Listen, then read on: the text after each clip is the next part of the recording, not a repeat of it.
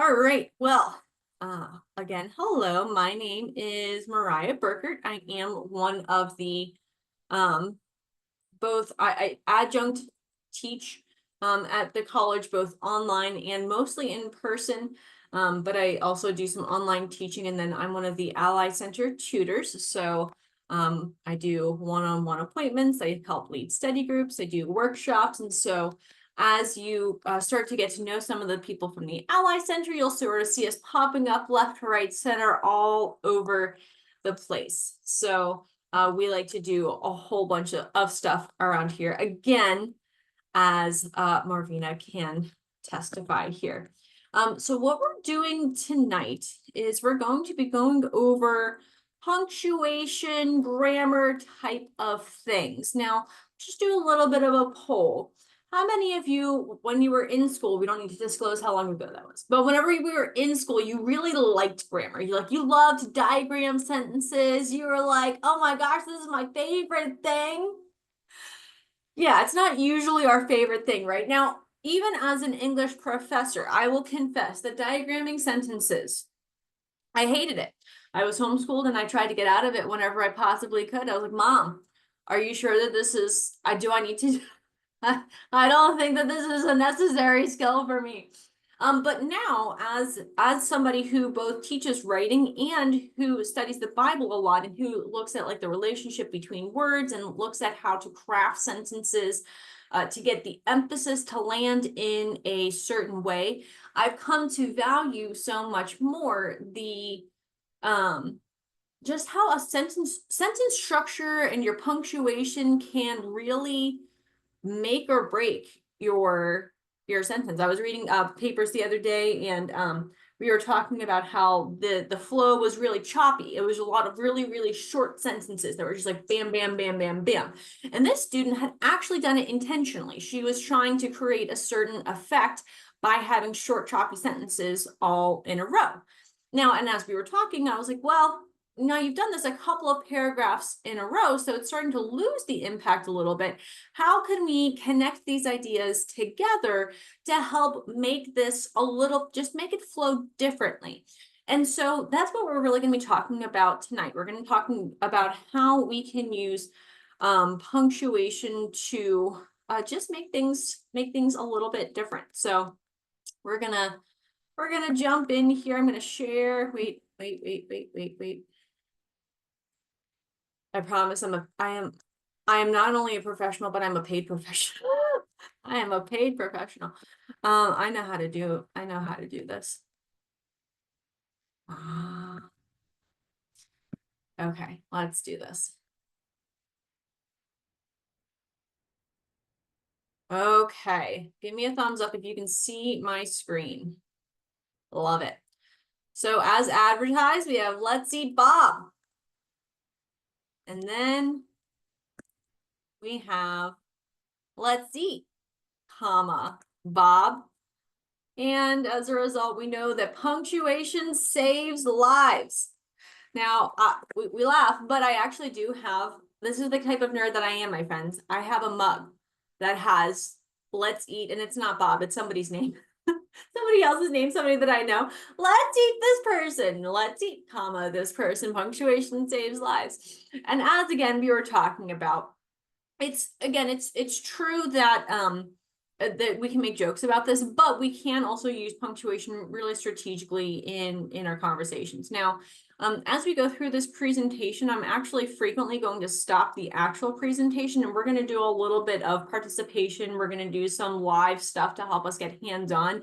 So if I just talk to you, you'll catch some of it, but it'll be a little bit more practical if we can actually put some of it into practice. So let's see if we can get this to work here. Okay. So the very first thing we're going to talk about is having one sentence plus another sentence.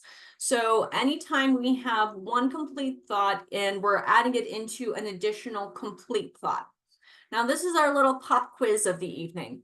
Again, note there are right and wrong answers, but it is a judgment-free zone. So if you're thinking about the really most basic elements of a sentence and you're like, I need this and I need this in order to make a complete thought, and you're thinking back to the parts of speech, Again, this might be a little bit of a stretch, but it's all right. What would you say the base parts of a sentence are? You need this and you need this. Anybody want to toss out any ideas? You need a period. You do need a period. Absolutely. So at the end, so that's our punctuation. That's in place. We definitely need a period. The period says, hello, I am finished. Very nice. What else do we need? Marvina. A subject.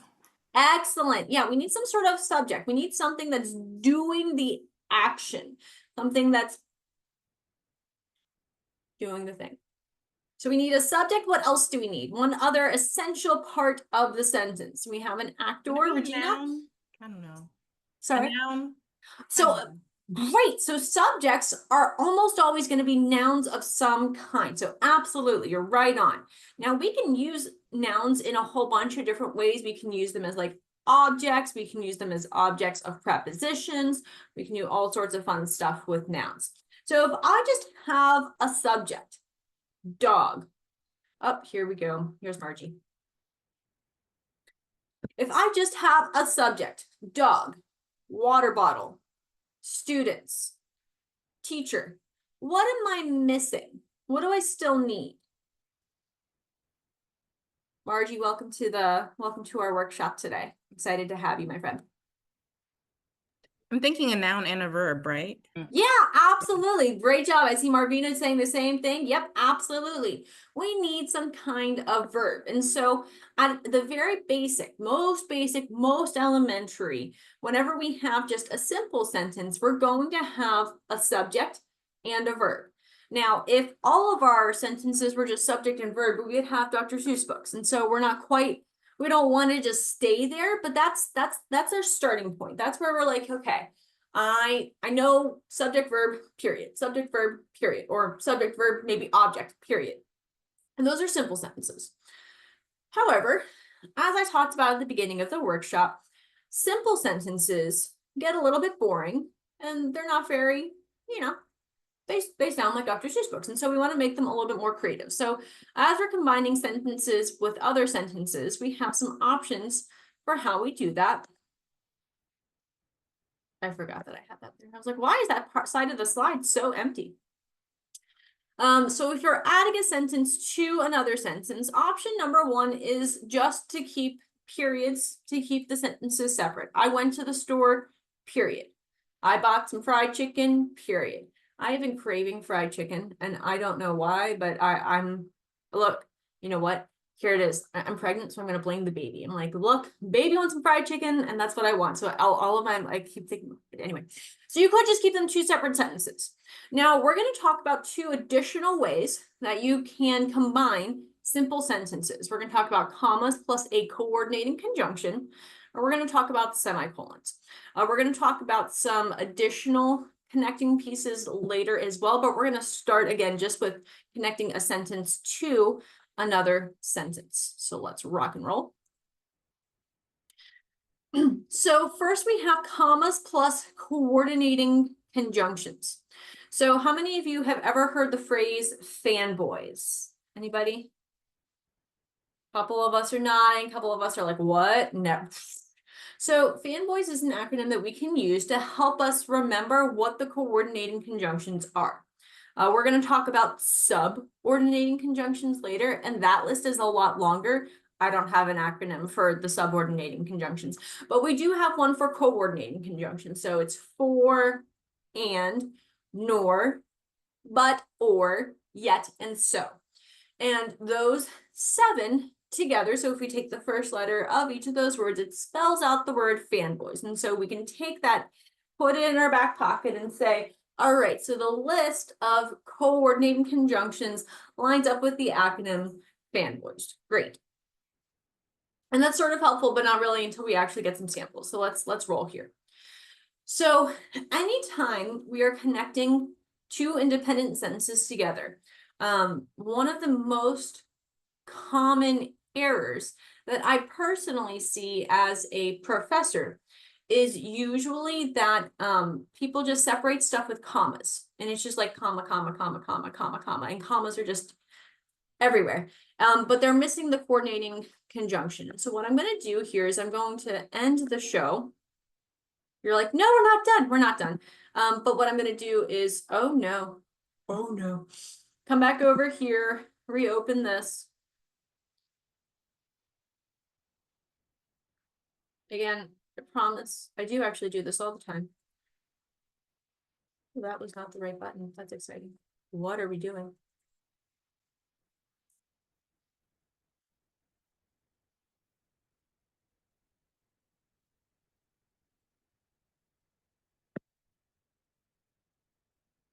Okay, give me a thumbs up if you can still see it.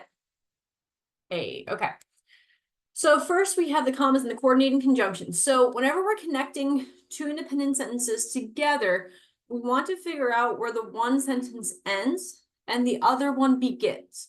So for our first one here, and you can either, whenever we're doing this participation portion, you can either unmute yourself and just jump in, or you can throw it in the chat. The chat I will see delayed, so it'll take me a second to open the chat and take a look, but if you're like, I don't want to unmute, that's fine as well. But if you want to unmute, that makes it more fun, right? So this one right here, my little brother's baseball team just won the regional championship. I am so proud of him. After which word does the first sentence end? Anybody have any ideas? Paulette. The championship. Championship, absolutely, great job. So we know that we're right now practicing with commas and coordinating conjunctions. So I'm going to add the comma right away. Maybe, there we go. Notice that PowerPoint already highlighted it blue because it's telling me, hello, you can't just use a comma to connect these two ideas. A comma isn't strong enough to connect one independent sentence with another independent sentence. It needs something else. And so this is where we're going to back to our acronym fanboys, and we're going to use one of those words, for, and, nor, but, or, yet, or so. That's a tongue twister for you. Don't try saying that 5 times fast. And we're going to insert it after the comma. So who would like to suggest a fanboys conjunction for us to use in between sentence 1 and sentence 2 of example 1? And. I love it. Let's do and. And that makes sense. If I said, but I'm so proud of him, that wouldn't exactly make sense in this particular context. Maybe if they lost the regional championship, then we would still be proud of them, but great. Okay, so let's do the next one. I think the next step is for them to compete in a statewide tournament. Hopefully his team will do well. Anybody else? Anybody catch which word is the last word of the first sentence here? Tournament. Tournament. Very good. Regina? Okay. Now we have an opportunity to use yet another fanboys word, another coordinating conjunction. We'd like to suggest a coordinating conjunction for this one. And sure. And would definitely work here. Again, words that wouldn't work would be things like but or yet. So things that imply contrast wouldn't exactly work. So could work here as well, or probably not. Not something that would particularly work well for this one. All right, let's move forward. They have to raise money for travel costs. They are doing a car wash on Saturday. What's the last word of that first sentence? cost. Cost. Very good. Great. Started from multiple places there. I can't place my comma. There we go. All right. What coordinating conjunction do we want to do this time? For, and, nor, but, or, yet, so. So Yeah, absolutely. And what we're starting to notice here, probably, hopefully, is that with these coordinating conjunctions, that there's connection between the first half and the second half. It's not just my little brother's baseball team just won the regional championship, period. I am so proud of him, period. the coordinating conjunction implies a stronger relationship. And so that's part of what we're doing with the coordinating conjunctions is we're taking these two completely separate thoughts that originally were not connected, and we're connecting them to a stronger relationship. But the two ideas are equal in importance. So great, let's do a couple of more. And then I will probably skip the next screen because you guys are doing great. You're gonna be pros. And we're going to move on to semicolons. All right, I am trying to get all my friends to bring their cars to be washed. Many people are busy though. I should get rid of it. What's the last word of the first sentence? Wash. Washed. Washed. Yep. A little bit tricky, but very good. Excellent identifier. Now in this case, so I'm trying to get all my friends to bring their cars to be washed. Many people are busy. What word or couple of words would work here? We have some options. But, But yes, definitely. But or yet, if we were trying to sound a little bit more elevated, perhaps, I would use but personally. Personally, I would use but. But many people are busy because it's implying that contrast. So excellent. Last but not least, I hope they have a good turnout. They need to raise about $5,000 to cover the costs of the bus and the hotel. Last word of the first sentence. turnout. Turnout. Yep. Y'all are rock stars. You're going to teach the next workshop, all right? All right. What coordinating conjunction? Yet. Yeah. Okay. We could use yet. Here, maybe so would be another, so doesn't really work. For maybe, for they need to raise about, that one would work as well. Good. Now, you probably noticed as we went through that I didn't just have you silently read each of these sentences. We actually read them out loud. Part of that because it's a workshop and it's a little bit easier to interact that way, but part of it is actually an editing skill. So whenever you are reading your own writing, especially when you're reading your own writing, our brains they just interpret stuff and they're like, yeah, everything makes sense and it will make sense in your head, but if you say it out loud, sometimes you can catch things. You probably even heard me pausing a little bit naturally at the end of the thing that was the complete sentence before moving on to the start of the next sentence, and you'll do that too when you're reading things out loud.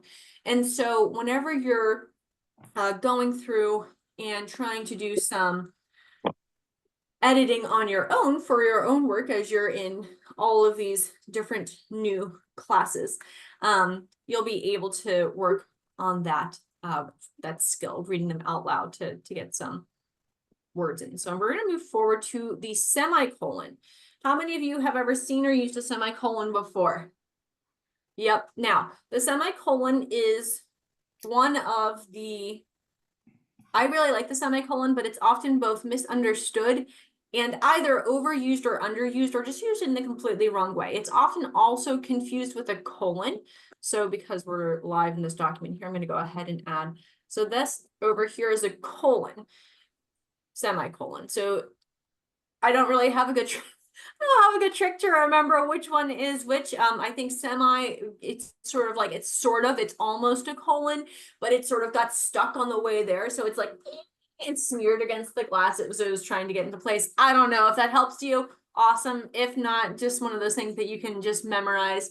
But we're not really going to spend time talking about colons today, but just so that you have it in the back of your mind, a colon would be used. I like to think about it like you're serving something. So I have my two hands and I'm like, look at this. Look at this. And so if you have a list of things and you're saying, hey, look at this list, that's usually whenever we're using a colon. We're not talking about it too much again. Today, we're really talking about connecting different parts of the sentence. So we're going to focus on the semicolon specifically as it's used for connecting those independent thoughts. So I'm going to jump over here. Oh no, I didn't fix that. That's okay. Semicolon. There we go.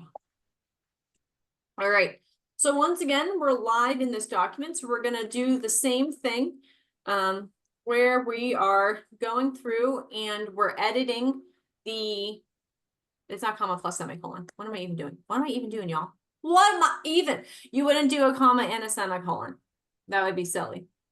I actually just had a conversation with a student where I said, so what is that comma at the end of your parenthesis doing? What is it separating it from? And he was like, nothing. And I was like, so what do we need to do? He's like, delete it. I'm like, yep, absolutely. So a semicolon is a little bit stronger than a comma and a coordinating conjunction. It's a little bit weaker than a period. And you're like, what exactly does that mean? It's a great, it's a great question. It just feels different. So if I have a period at the end of a sentence, there's definite and distinct separation between the two sentences. If I have a semicolon, I'm implying that there's some connection between the sentences, but it's not as close as a connection between a comma and a coordinating conjunction. That really flows. There's a lot of connection there. Semicolon is sort of like, look, I'll hold you up for just a little bit at a distance. So for this next list, we're going to add semicolons, and sometimes with semicolons, we're going to add some additional subordinating conjunctions, like, or what are they called? Subjunctive adjectives or something like that. Look, don't quiz me on that one. It's been a hot second since I looked that one up. But things like however, therefore, things like that can be added to help make the sentences feel more connected. It's not always necessarily required, though. You can just have a semicolon to separate the two. So let's jump in. My mom is super proud of my brother. I know that she wishes she could do more to help. Now, this one's a little bit complex. It's a complex sentence, a little bit of a set of sentences, but where does the first sentence end? After which word? Brother. Brother. Yep. Good job. Good job. Now, I said I'm going to use a semicolon. So if I separate it like this, my mom is super proud of my brother. I know she wishes she could do more to help. And see how that semicolon there, again, it implies that relationship. So we know that there's connection between the two sentences, but do we need to put a however there or something like that? No, it just works right now. If I did want to add something like however, or let's see, that word wouldn't really work. Nope, we're gonna cancel that for now. We're gonna come back to the idea of adding it in something that makes a little bit more sense. So let's move forward. She really supports him. She is at every game cheering him on. End of the first sentence. Him. Mm-hmm. Woo! Oh, the chorus of hymns. Nice job, everyone. All right. Him. She really supports him. She is at every game cheering him on. And again, you can sort of hear how if I had a period, it would be like just a period, just to stop. Let's go ahead, admit Letha here. Hello, my friend, welcome. We're talking about semicolons. Isn't that exciting? Came in a great part. But the semicolon there sort of indicates that we're not quite done. We need to keep going. Next sentence, she doesn't know a thing about baseball. My brother used to be sort of embarrassed when she would shout, "Great job," after he did something wrong. Oh no, Mom. Marvina. No, go ahead. No, you go. I know you're going. It seems like it's okay. She doesn't know a thing about baseball. I would say baseball. Yep, great. Yep, good nods. I see those nods across the crowd. Excellent, everybody. I cannot see anything here about baseball. An extra I. I typed an extra I, that's why.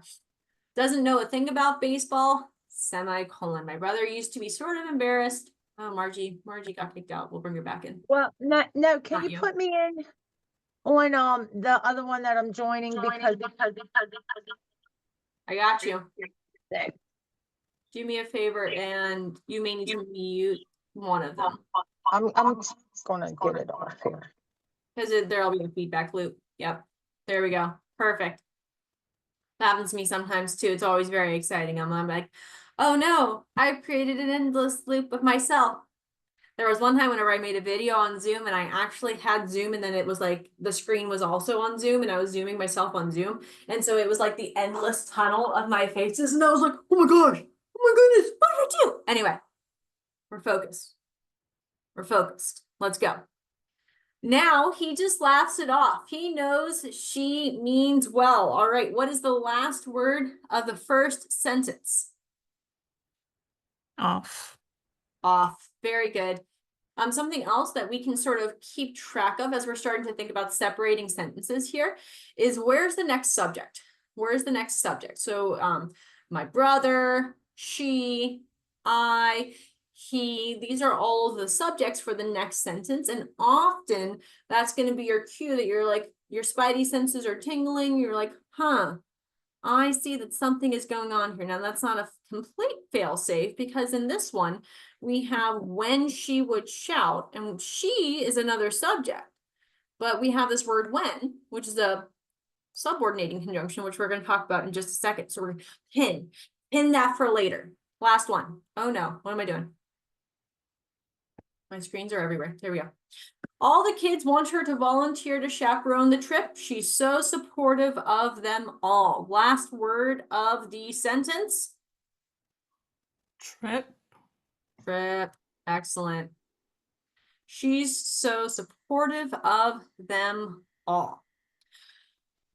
And that's basically the two ways, other than periods, that we can separate one sentence from another sentence, and they're just completely separate, and now we're bringing them together. Comma plus a coordinating conjunction or a semicolon.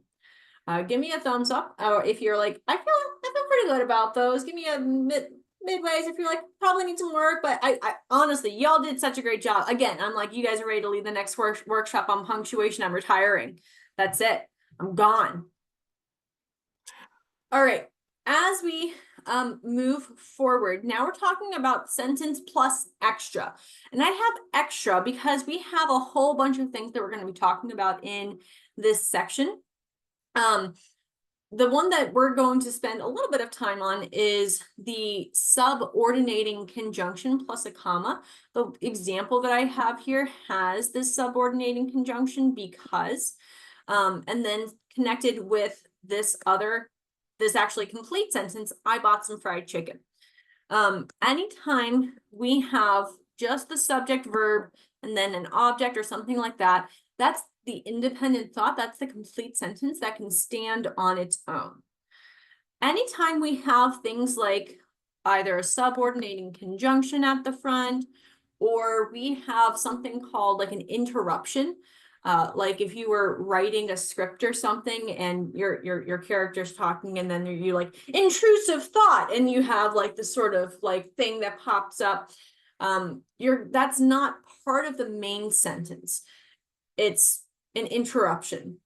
And anytime you have those asides, we don't want to use either semicolons or commas plus coordinating junctions to set them off, because those two pieces of punctuation indicate that they're on equal ground, whereas these interruptions and these subordinating clauses are things that are less important. You could get rid of them from the sentence and the original sentence would still stand on its own and be the most important thing that we're talking about.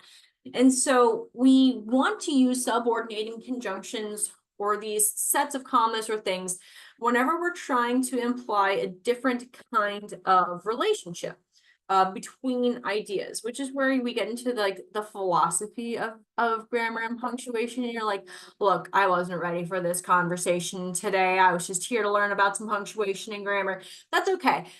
Sometimes you're just going to feel like something's right. And you're like, this just makes sense. There are a lot of things with like the subordinating conjunctions. And in fact, let me go ahead and move forward to the next slide. Those of you who are familiar with Read, Write, Connect are probably familiar with this setup. So this is the list of subordinating conjunctions from Read, Write, Connect. Those of you who are in LAN 100 who are just finished with LAN 100 will see this list reappear there, some of those exercises as well. And so these subordinating conjunctions are used to connect, again, I'm gonna use the term sentence, but I don't really mean sentence, because a sentence, remember, can stand on its own. It doesn't need anything else. We have subject, verb, perhaps additional elements, and then we could end it with a period.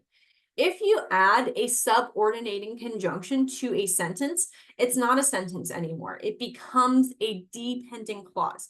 It needs to lean on a full sentence in order for it to be acceptable according to the rules of grammar and punctuation. Why? I don't know. That's just the way that the powers decided that it's going to be. So if I said something like, after I went to the store,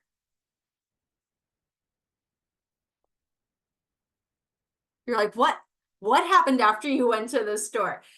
You can hear in how I said it that it's dependent on something. It's leading you somewhere. You're going somewhere in the conversation, and you want to try to actually land at the actual subject verb, the actual sentence. So anytime again, whenever we're practicing reading stuff out loud, if you hear yourself doing that, you're like, although he was a great boss, wait a second, there's a period there, but this feels incomplete. That's not, again, a fail-safe way for you to check to see if you have a fragment, but if you find yourself thinking this feels incomplete, oftentimes it is incomplete. And so that's a good trick. It's a good rule of thumb to just keep in your back pocket, that if it sounds like it's not complete, oftentimes it is. Let's take a look over here. So we're going back to some sample sentences here. Now, I don't really have enough screen space to display the subordinating conjunctions and this list at the same time, but we will do our best. So I wonder, no, I can't. I was like, can I paste a list into the chat? I cannot. That's okay. So for this first one right here, I finished my homework. I will call you. First of all, let's just establish what is the end of one sentence. Because right now they are two separate sentences. Homework. I finished homework. Yeah. Yep, homework. So I'm going to put a comma in just for now. However, depending on what we decide is going to be more important, we actually may or may not need a comma. And this is one of the most confusing grammar rules that I've ever encountered in my entire life, but that's okay. It's all good. So we have subordinating junctions that we could use. So we have after, although, because, even though, once, etc. So let's come back over here. I finished my homework.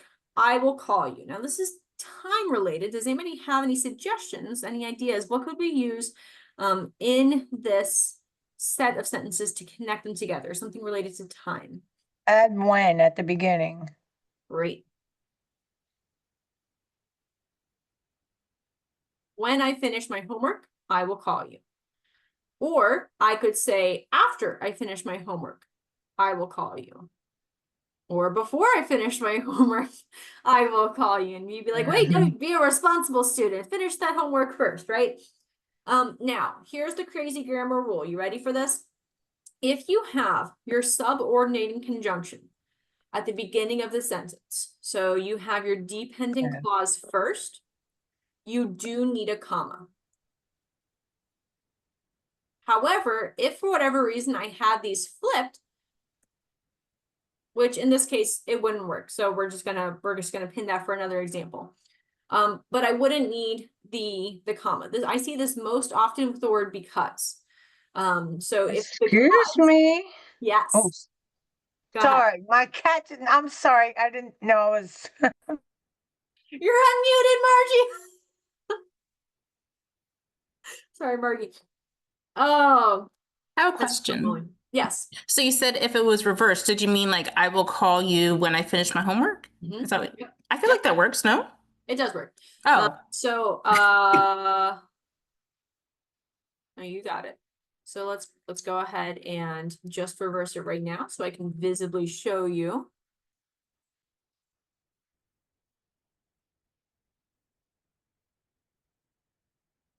I will call you when I finish my homework.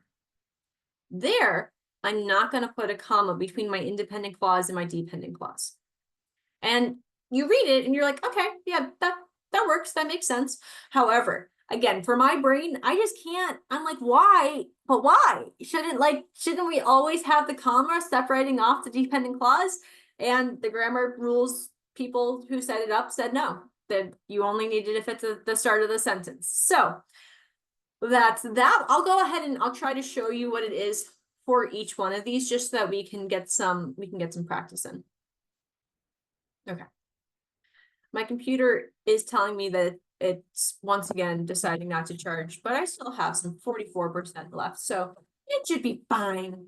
We'll get through to the end. Let's go to the next one here. I always have coffee. I leave for work. What's the end of the first sentence? I saw Regina mouth it. Coffee. Coffee. It's one of the saddest things in my life right now that I'm largely put off of my coffee. And I'm like, I am dying. It's fine. All right. So I'm going to put a comma here, but we could decide to put the subordinating conjunction after, so we may not need that comma. Let's look at our list again. After, even though, so that, while, Before. until, since, because, before, after, when. Okay.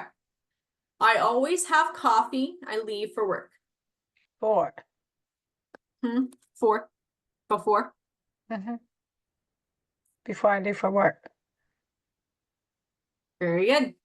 All right. I always have coffee before I leave for work. That is also true. If I don't have coffee before I leave for work, it's a bad drive. It is a bad 1 hour drive to Lancaster, my friends.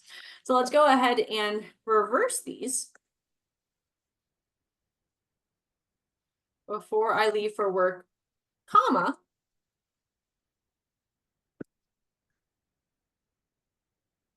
I always have coffee. How are we feeling so far? Starting to feel pretty good about all of these connections. You guys are doing such a great job. Great, great, great, great. All right, and I have a comma in here. So I helped you out with this one. We moved. I've made many new friends. So let's take it our list again. After, although, because, once, even though, some of these might be going while. All right, let's go back over. So we moved. I've made many new friends. Anybody have any ideas? We could do a couple of different ones here.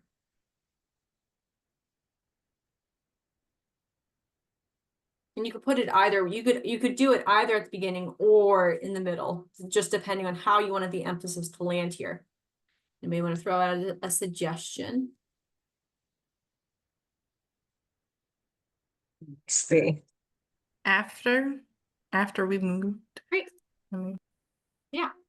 After we moved, I've made many new friends. Or you could say, although we moved, I've made many new friends. And so again, if we were going to reverse it.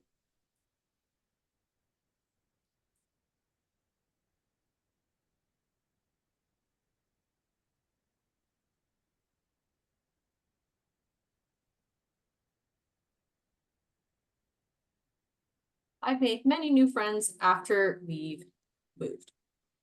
And that absolutely works. And again, even if you use something different, like although I've made many new friends, although we moved, that it would be the same. It sounds like there's a stronger pause that's needed there, but very technically the grammar rule is that because it's a subordinating conjunction, you wouldn't need it, even though it's a big word. I don't know why. I feel like it needs it.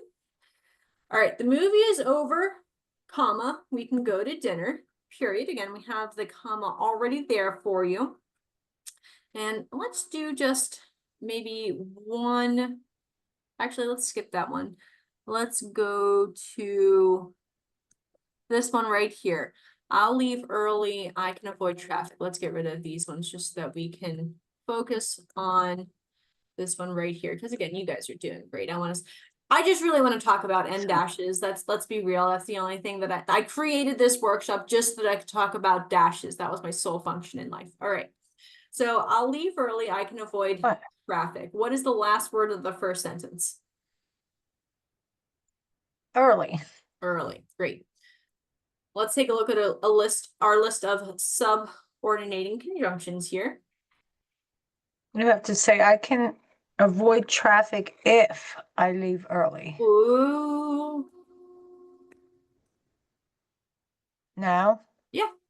Now, if I was going to leave it like this, I would still have the if at the front. If I leave early, I can avoid traffic. And if I switch it,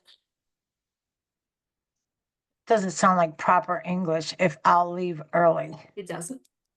No. Take it from online. Online. Huh. Blaming the online world. Oh no. Come back.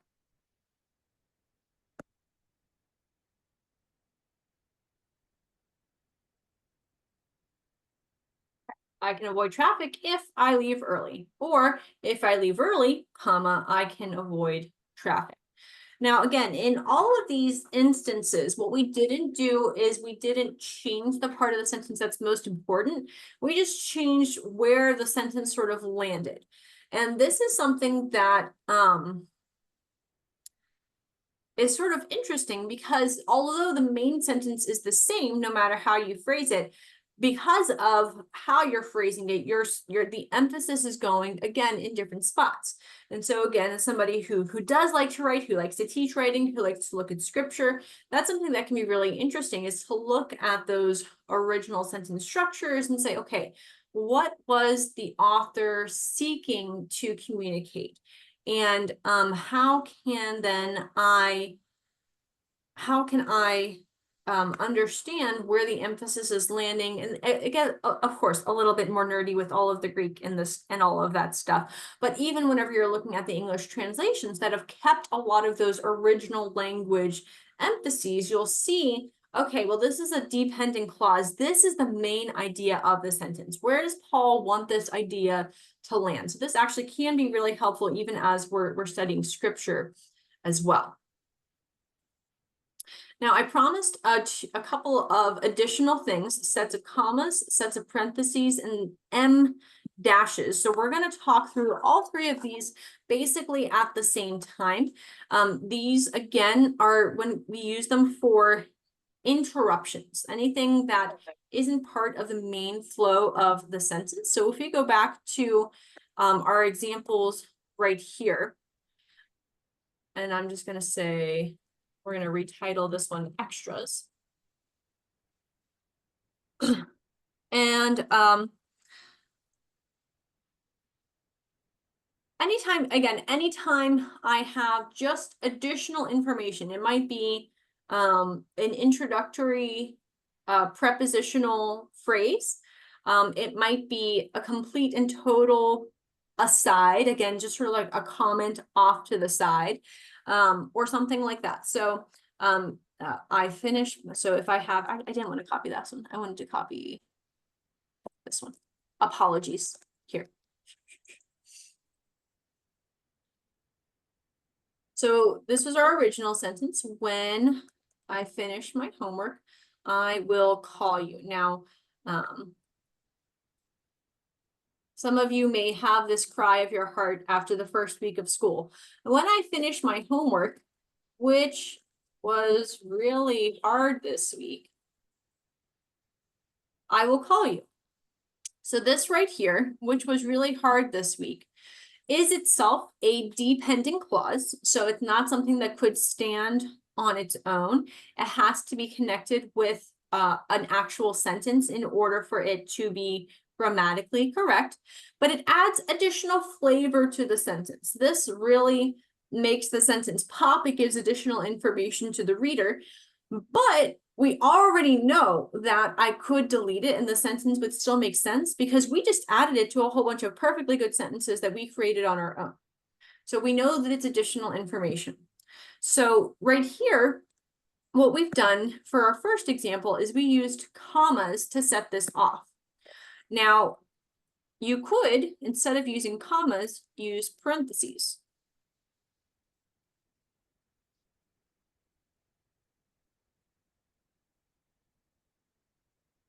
And that's also grammatically correct. It essentially does the same thing. Similarly, you could use the dash. Now, I say the dash, but you remember from the first slide I said M dash. Now, there's a whole bunch of stuff with dashes. So on your keyboard, if you hit the hyphen button, a lot of people call this the dash, but it's not. It's called a hyphen, which you don't need to necessarily remember. I call the hyphen a dash often enough, but I'll be like, okay, so homework dash, but it's called a hyphen and it's the shortest one. It's the shortest thing right there. What we're creating is called the M dash. So we're going to add a second hyphen, and then I'm just going to type any letter on the keyboard and then hit the space bar. And you see that it auto formatted. And the reason it's called an M dash is because if you write the letter M over top of it, it's about the length of the letter M. You're like, okay, that works. So I'm going to actually, instead of copying and pasting it, I'm going to do it again. So replacing my comma with the M dash. So I'm deleting both of my spaces and the comma, hyphen, hyphen, type any key just to get it to auto format, hit the space bar, and then I have to delete those extra things I created. Now you'll notice here that there are some differences here. So with your commas, you have your comma next to the last word, and then you have your space, your phrase, and then the comma again next to the last word. Your parentheses are going to be hugging the phrase. So it's just going to be right next to it, but there is space on either side of the parenthesis. And then with your M dashes, it's going to be right next to both sides. So it almost implies a stronger connection there. Now, I admit that I'm addicted. I overuse the M dash. It's my favorite piece of punctuation right now. What I have to do in my writing most of the time is I have to go back and I have to change all of my M dashes to something else because I just use too many of them. I just love them. I'm like, because all of my ideas are connected inside my head and I want to show that. But sometimes if you have too many dashes, then your ideas are just sort of dribbling together and that's not helpful to your reader. So parentheses tend to be a little bit more casual in nature. So I tend to avoid using parentheses in formal writing unless I'm using them to like indicate an abbreviation. So I know that Murray just wrote an essay on that blue light, but it has two B's. Tell me the blue Light blocking filters. blue light blocking, yeah. And so blue light blocking filters. And so in parentheses, after the first time she had blue light blocking, she had BB. And then the rest of the essay, she was able to use the abbreviation BB. And that's smart. That's a good way to help your readers not get clogged up with really clunky formatting. Or if you're using an acronym for an organization, that's a really good way to use parentheses in formal writing. In informal writing, again, you can certainly use them. And it's not that it's wrong to use parentheses. It just tends to be a little bit more informal. Again, I love M dashes. Dashes are my favorite. So we use those there. Now, just so that you know, because you're like, okay, well, why do we have an M dash and then a hyphen? Like, why can't we just say dash?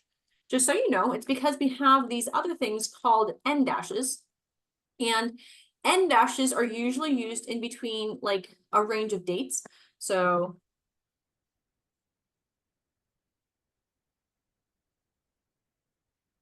something like that. So you'll notice that this is smaller than the M dash, which is why it's called the N dash, because the letter N for November is about the length of the N dash. Some people will use the N dash like an M dash. So instead of having it set up like this, they'll do that. And that's not correct. That's the wrong piece of punctuation for connecting pieces of sentences together. We want to make sure that we're using the M for most valuable piece of punctuation, dash, in my book. In my book, it's the most valuable piece of punctuation. Questions before we go through the rest of our examples here? The first time I ever saw a M dash used in that format. Thank you. I appreciate that. Yeah, it's fun stuff. I learned something new today. Woohoo! Woo, Why we woo. come to the workshops, right? Learn something new. Mhm. All right, so I always have coffee before I leave for work. Now, to me, coffee is the most interesting part of the sentence, and so I would want to add something about coffee. But we don't have to interrupt there, but that's probably where I would want to interrupt. If you want to interrupt here, let's get some audience participation. What piece of punctuation do we want to use to interrupt this sentence? Comma, parentheses, or em dash? Dash. Dash, let's do it.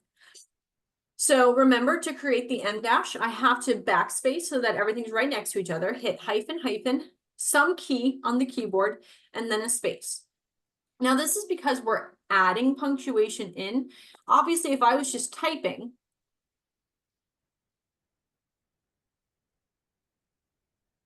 then I don't need to arbitrarily backspace for whatever letters, but because we're adding stuff in, I need to just type any letter on the keyboard to make it work. Coffee, which is my favorite. Sorry, I just came up with that one completely on my own. I'm so sorry, friends. I didn't even give you the opportunity to participate. I just jumped right in. All right, let's move on to the next one. So our options here, after we've moved, I've made many new friends, or I've made many new friends after we moved. It's probably a little bit easier to modify this one. So let's keep this one here. All right. What do we want to modify? Where do we want to interrupt after which word? What do you guys think?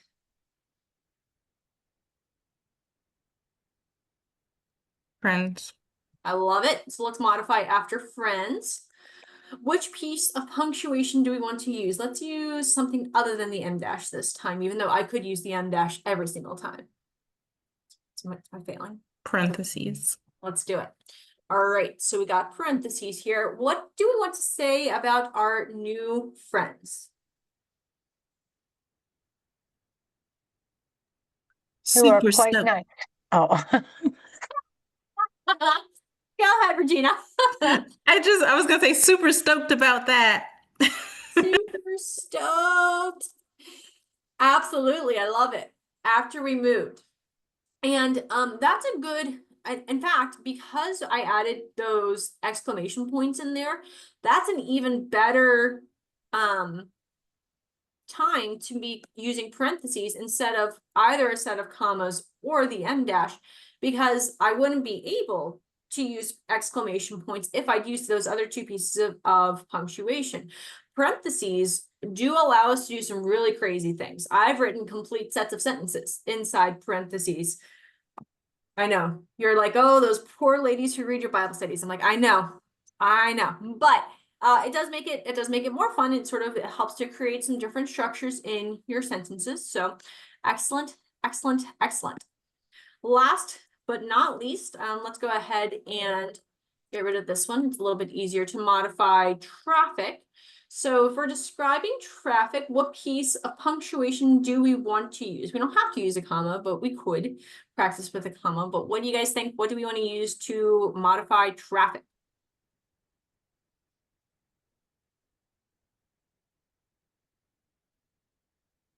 Marvina. Piece of punctuation. Which one do we want?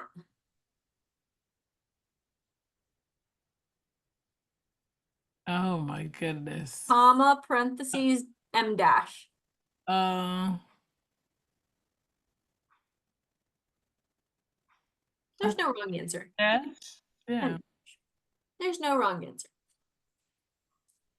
Now, I actually want to show you real quick. So if I don't do all of that spacing stuff, if I just move away, then it'll look like that. See how it just has the two hyphens right next to each other. So in order to tell, and this will happen most often in like PowerPoint, Microsoft Word, Outlook. It doesn't always happen if you're doing it like in Canvas, if you're adding a comment on the side. If you're typing out a comment and you do this, then it won't auto format. So just recognize that it's the same thing. Oh, now it doesn't like me. It's like, you left me. I don't want to work. Oh. very technically, you probably actually could just leave it like that. I can avoid traffic if I leave early, and that actually possibly could work. Which is the worst on 422. If I leave early. And I have a question, I and have. I'm just trying to retain the information. Oh, of course.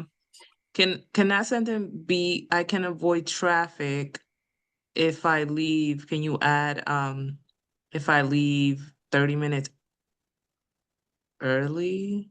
Mhm. Yep, and that would just be adding additional information to the sentence. It's not changing the structure at all. That's just adding a time element to early. Remember this Okay. original sentence, the sentence originally speaking, hold on. It's not letting me click and drag. She said with a giant sigh. It doesn't want to work at all. That's good. Good, good, good. Good, good, good. Okay, here we go. Nope. Well, let's just talk through it. So remember, our original sentence was, I can avoid traffic if I leave early, or if I leave 30 minutes early. And that was our original sentence that we created. And that's grammatically correct. It's completely fine right there. We connected. There we go. Look at it. Look at it starting to think about its life now. Now it's going to catch up 17 years later. That's okay. Let's go ahead and get rid of it just so that we can see what we're talking about.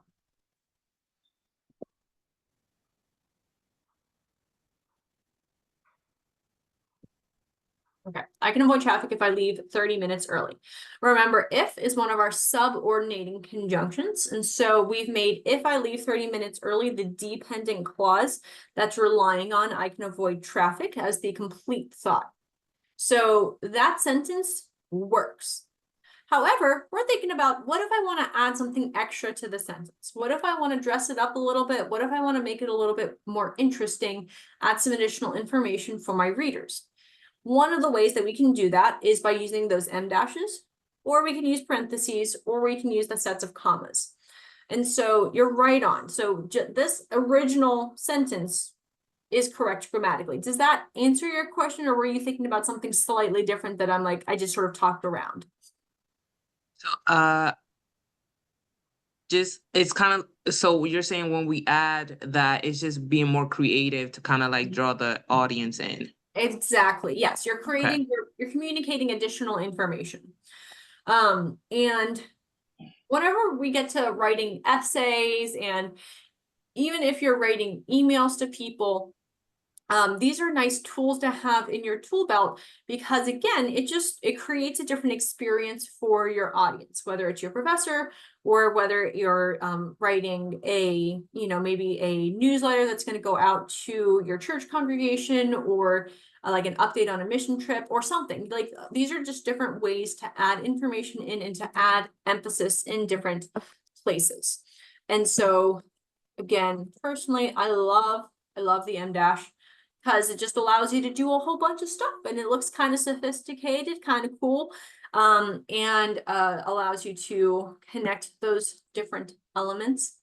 However, as we explored, using the parenthesis or the comma sets are helpful as well. They do work. A lot of people will routinely just use the sets of commas.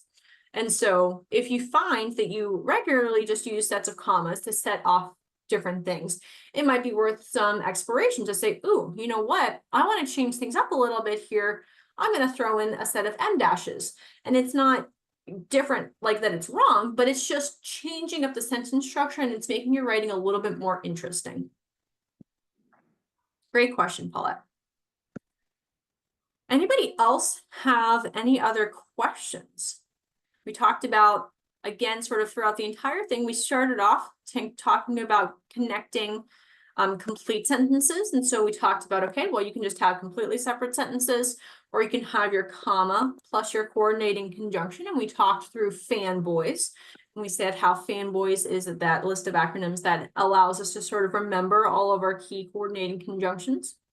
And we talked about the semicolon, how a semicolon is stronger than the comma plus a coordinating conjunction, but weaker than the period. And we don't need necessarily to have anything in addition to the semicolon in order to connect those two completely separate sentences together. Just so you know, you could end up using something like although, however, etc., if you wanted to imply an additional level of connection there.